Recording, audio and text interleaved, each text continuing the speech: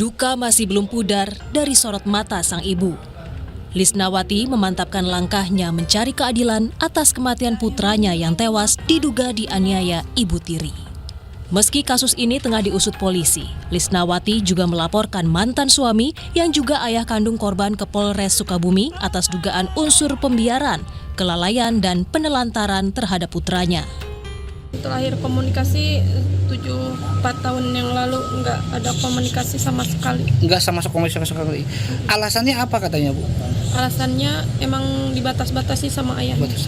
Sering Termasuk sama almarhum tidak, Bu, waktu itu? Enggak, kan masih bayi juga. Masih bayi ya? Waktu dalam kandungan juga, udahlah kamu sama anak saya bari bawa motornya di Abu. Sebelum meninggal, korban mengaku mengalami penganiayaan ibu tirinya. Ibu kandung korban mengaku sudah 4 tahun tidak bertemu anaknya karena dihalang-halangi mantan suami. Amran, kakak Teni, sang ibu tiri menyangkal tudingan adanya penganiayaan terhadap korban.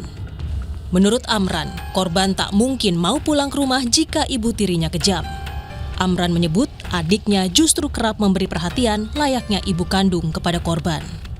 Kalau seandainya emang nggak nyaman karena di sini istilahnya nggak nyaman karena ibu tirinya benar-benar kejam, ya pasti kan dia juga pergi dan nggak bakalan pulang ke sini. Kenapa? Karena logikanya anak itu udah 12 tahun gitu, bukan anak kecil lagi gitu. Sekarang menurut informasi itu adalah dari Polsek kemudian dibawa ke Polres. Komisi Perlindungan Anak Indonesia terus mengumpulkan bukti terkait kasus meninggalnya NS di Sukabumi yang diduga dianiaya ibu tirinya. Dari hasil penyelidikan sementara, KPAI menemukan sejumlah fakta, yaitu adanya pembiaran perlakuan kekerasan yang kerap dialami korban. Anak N ini, dia kan sudah beberapa kali mengalami kekerasan. Dan bahkan kekerasan sudah menjadi bagian ya dari kehidupannya. Yang perlu saya pertanyakan pertama adalah tetangganya. Kemudian yang kedua keluarga besarnya ya. Apakah hanya diam saja? Tetapi yang menarik dari kasus ini, Mas, yang kami memang harus turun adalah filisida itu seringnya terjadi pada anak di bawah usia 10 tahun.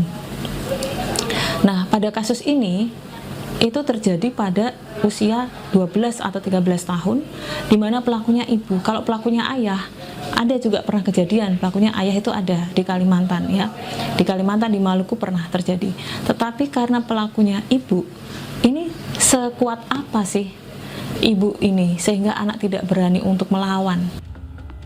Kasus kematian anak yang diduga dianiaya ibu tiri kini statusnya telah naik ke penyidikan, namun belum ada penetapan tersangka. Polisi menemukan bukti adanya unsur pidana kekerasan pada korban dan telah memeriksa 16 saksi, termasuk terduga pelaku penganiayaan ibu tiri korban. Tim Liputan, Kompas TV.